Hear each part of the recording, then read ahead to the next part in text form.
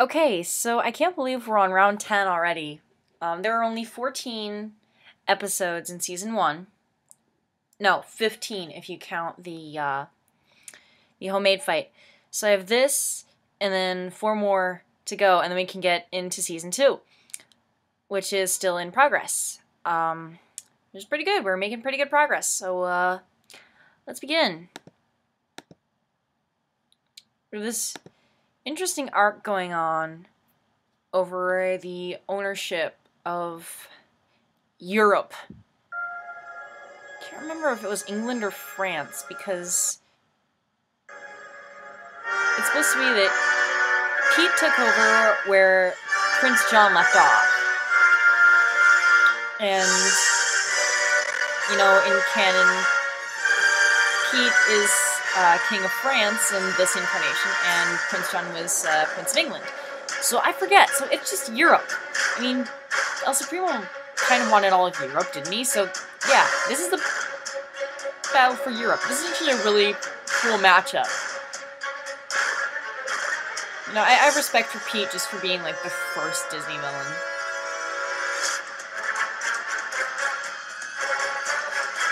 And Scar is gathering his big cat army, and Steel shows up, and oh, this was wonderful because I'd forgotten all about Balto. It was another nostalgia moment for me.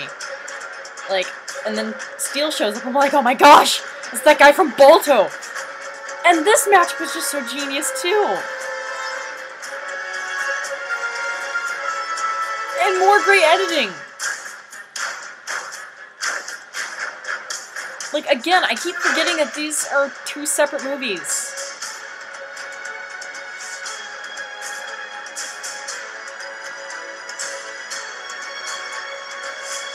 Hyenas will feast well tonight.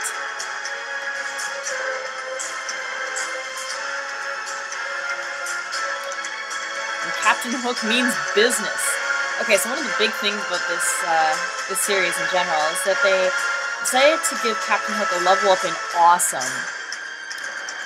Because, you know, and then here we have King Haggard from The Last Unicorn. Yeah. You know, in canon, Captain Hook is kind of a bumbling fool, you know, but he has his moments of awesomeness. And I appreciate him for kind of both sides of his character. The comedic and the, and you know, the times when he can get serious business. This tournament actually really upped the serious business side of him, and I love that, because he just becomes more and more capable of taking down bigger things.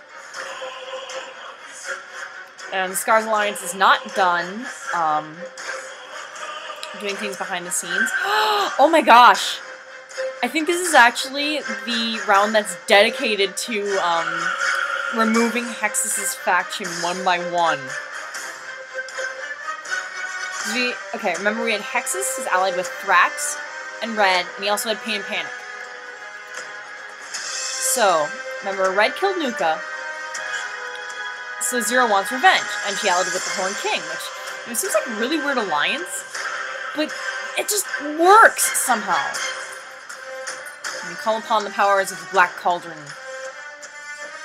And you know, for all the devil figures that appear here, you know, Chernobog and the Emperor of the Night, Red is probably the most easily defeated of all of them. No, actually no, that's a lie, because him from the Powerpuff Girls does show up in Season 2. He gets taken out in a humiliating way that I really love. And here's where it gets weird. Like, this fight used to bug me a lot, but now I really like it for the concept, because what it is Maleficent, captain of the Disney side, has Hotep and Hui as her minions. And Hexus, who's totally a big player on the non-Disney side, has Pain and Panic, who are Disney, as his minions. And so, those two duos face off. So they're effectively playing for the opposite team.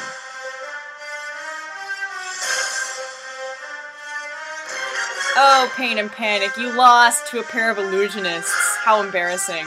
Even Maleficent laughs at your failure. And Hexus is starting to notice something, that his faction's going down. So then the right-hand men go up against each other. Thrax was Hexus' right hand, and Facilier was Hades' right hand. And oh, the way this round finishes off is so brilliant. It's so brilliant. These last two battles.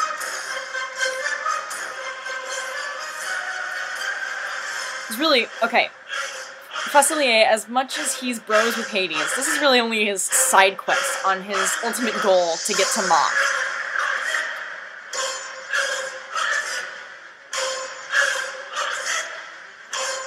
You know, these two are actually giving each other a really good run for their money. And then I love this. I just love how conveniently the footage worked out. See, he could be dissolved in the sticks. It just works so perfectly. Leading us to the final confrontation. Hexus is like, I'm the only one left in my faction. I am not going to go down this way. So I'm going to return to my form of being the flaming skeleton on the chainsaw tank. And Hades will have none of that! And then he summons it! The Firebird! Oh gosh, okay. So, that movement of the Firebird suite, the Infernal Dance, was like my favorite classical music piece of all time, ever. Not the entire Firebird suite, just the evil part. One of the best part about this fight, actually, is that, you know, Hexus is the spirit of pollution and destruction of nature. And again, Hades and Hexus are actually giving each other a good run for their money with good fake-out deaths.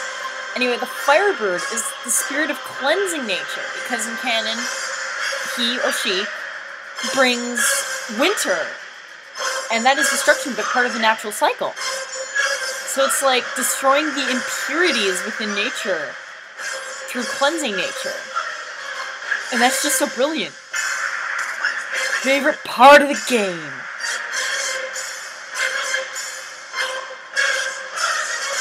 Sudden death. Oh! Yes, this is basically the kill Hexus' faction round, and I love it. But Hades' story arc is not over. This scene right here is another one. When I saw it in the original film, Hercules, I get chills when I watch this scene, especially when the muses are doing the darker prize of gospel truth. I still get chills watching this in the original context. It's like one of the most beautiful scenes Disney's ever made. And it's all dark and gothic and horrific. And Mind Heist feels extra special because you feel like he deserves it. He's homecoming.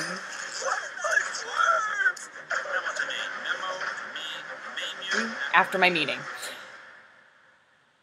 But yes, Hades' story arc is not over. It continues way beyond this, and it's because of her. Because, like, how long did you think this alliance was going to last? iMovie once again informing me that my chicken is done cooking in the oven. So Hades and Eris are now, you know, that little bad blood between them. Where's this gonna go? So Eris is like, Ramses, we should split and form our own faction. Ruber, we should do something. Triple our force. Let's get involved. Nekron, you just sit there and be whiny like you usually are.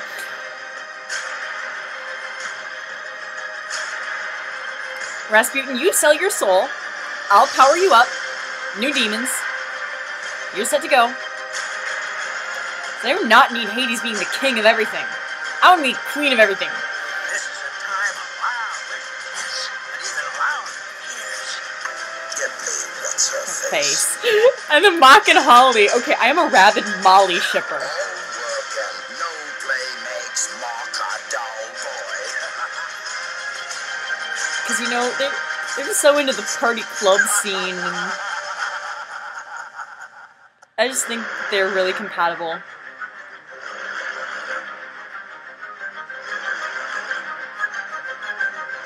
And then this is sowing the seeds for a new rivalry. That was a chilling last shot. Yes. Okay. Yeah, so what will happen next time between Hades and Eris? We will find out later. I'm tired. I'm going to sleep.